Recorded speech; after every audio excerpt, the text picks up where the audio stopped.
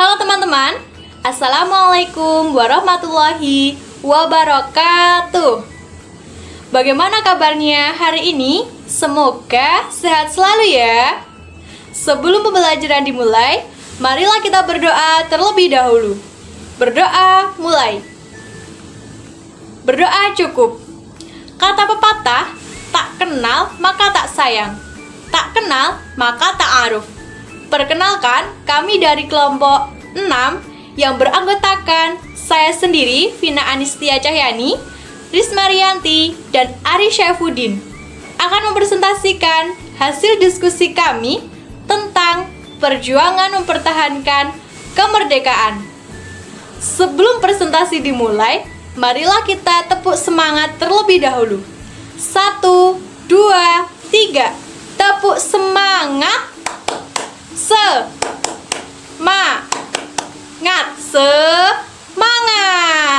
Semangat ya. Jangan lupa siapkan semangat terbaikmu untuk mengikuti pembelajaran pada hari ini. Langsung saja untuk materi yang pertama akan dijelaskan oleh teman saya. Perkenalkan, saya Ari Syaifuddin, NIM 200130665. Perjuangan mempertahankan kemerdekaan Indonesia. Setelah proklamasi kemerdekaan Indonesia 17 Agustus 1945, maka secara resmi bangsa Indonesia telah merdeka dan terbebas dari segala bentuk penindasan serta penjajahan. Namun tidak demikian. Dengan gangguan dari bangsa asing masih datang, yakni dari pemerintahan Belanda ke tanah air, disambut dengan berbagai bentuk perlawanan oleh bangsa Indonesia.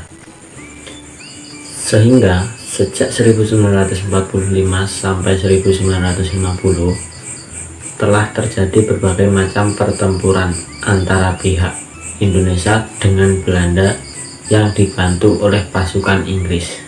Perjuangan mempertahankan kemerdekaan Indonesia di berbagai daerah. Yang pertama, A. Pertempuran Surabaya. Tanggal 25 Oktober 1945, tentara sekutu mendarat di Surabaya dipimpin oleh Brigadir Jenderal Malabi. Tanggal 27 sampai 30 Oktober 1945 terjadi kontak senjata antara pemuda Indonesia dengan pasukan Inggris, dapat dipukul mundur. Bahkan puncak dari pertempuran tersebut adalah terbunuhnya pemimpin pasukan Brigadir Jenderal Malabi. Tanggal 9 November 1945, Indonesia mengeluarkan ultimatum yang berisi semua pemimpin dan orang Indonesia yang bersenjata harus melapor dan meletakkan senjatanya di tempat yang ditentukan dan menyerahkan diri dengan mengangkat tangan. Namun, ultimatum tersebut ditolak oleh pihak Indonesia. Tanggal 10 November 1945 terjadi pertempuran yang sangat dahsyat. Pasukan Inggris menggempur Surabaya dari darat, laut, dan udara.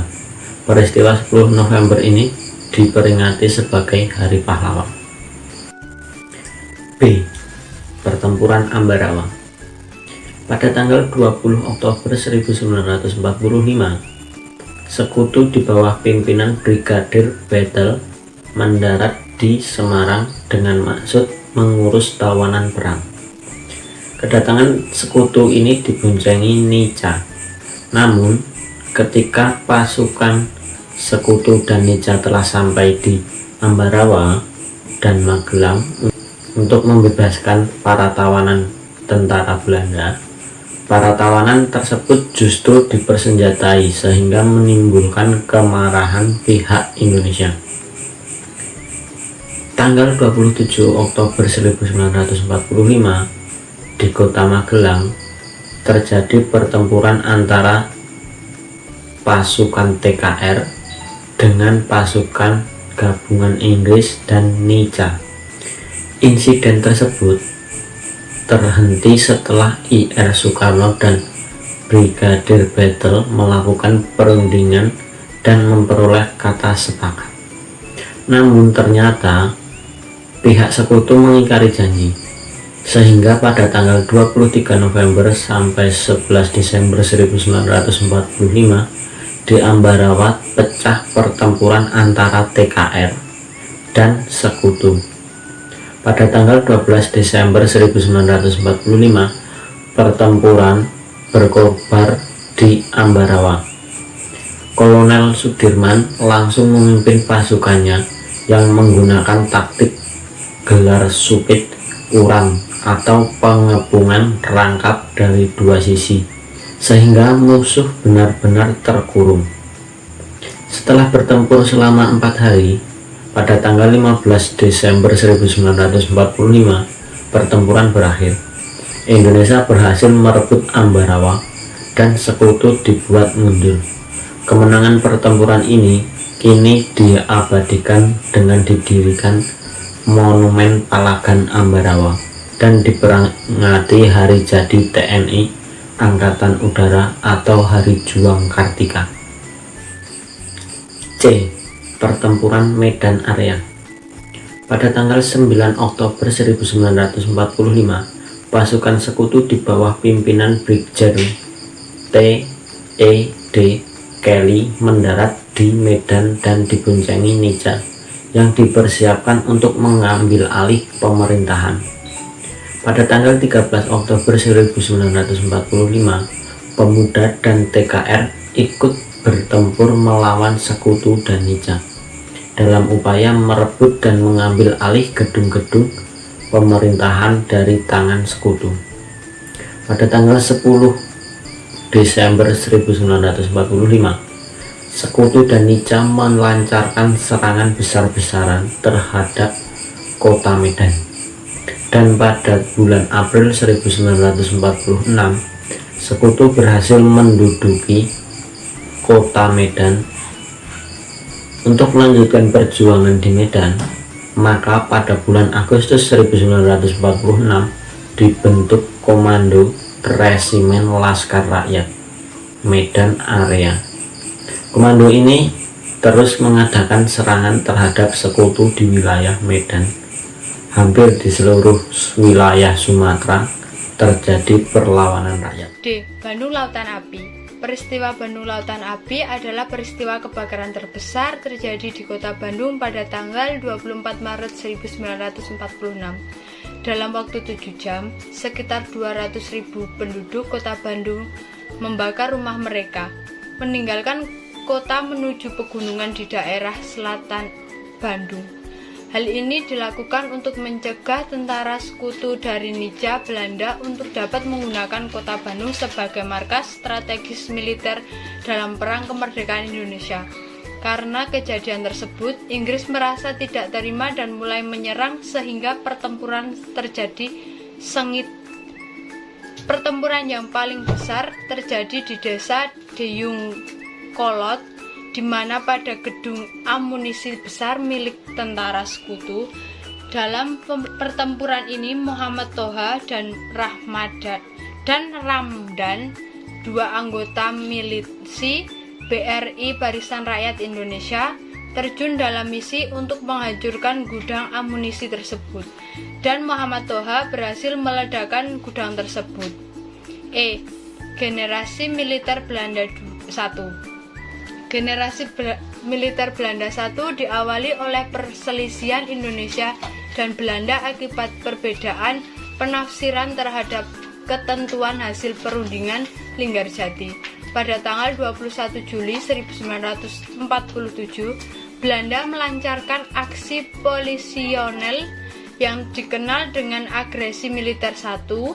Tujuannya adalah untuk menguasai sarana-sarana vital di Jawa dan di Madura. Pasukan Belanda bergerak dari Jakarta dan Bandung untuk menduduki Jawa Barat dan dari Surabaya untuk menduduki Madura. Berbagai reaksi bermunculan akibat agresi militer 1. Pada tanggal 4 Agustus 1947, PBB mengeluarkan perintah penghentian tembak-menembak. Untuk menguasai gencatan senjata, PBB membentuk Komisi 3 Negara (KTN). Tugas utama KTN adalah menguasai secara langsung penghentian tembak-menembak sesuai dengan resolusi Dewan Keamanan (PBB). F. Pemberontakan PKI Madiun 1948. Puncak pergerakan dari PKI ini terjadi pada tanggal 1948. Latar belakang yaitu pertama, terbentuknya FDR (G. Agresi Belanda II). Latar belakang terjadinya agresi Belanda II disebabkan karena perundingan Renville mengalami kemacetan. Tujuan Belanda mengadakan agresi militer yang kedua ialah ingin menghancurkan kedaulatan Indonesia dan menguasai kembali wilayah Indonesia dengan melakukan serangan militer terhadap beberapa daerah penting di Yogyakarta sebagai ibu kota Indonesia pada saat itu. Pada tanggal 19 Desember 1948, Belanda melancarkan aksi Polisinil kedua. Belanda menduduki kota Yogyakarta yang diawali dengan penerjunan pasukan payung di lapangan udara Maguwo, serta mengepung dan menghancurkan konsentrasi TNI. Dalam agresi kedua, Belanda berhasil menduduki kota Yogyakarta dan menangkap para pemimpin politik serta militer. Nah, untuk materi yang terakhir yaitu cara mempertahankan kemerdekaan Republik Indonesia. Ada berapa cara? Ada 5 cara. Untuk yang pertama yaitu selalu siap membela tanah air. Setiap individu harus memiliki perasaan cinta tanah air untuk negara dan bangsanya. Sikap cinta tanah air dimiliki oleh setiap individu dapat tercermin dari perilaku untuk membela dan melindungi tanah airnya, rela berkorban demi kepentingan bangsa, mencintai adat, budaya, serta lingkungannya.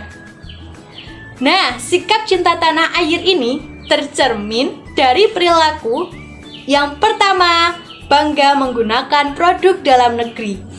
Yang kedua, menggunakan bahasa Indonesia yang baik dan benar.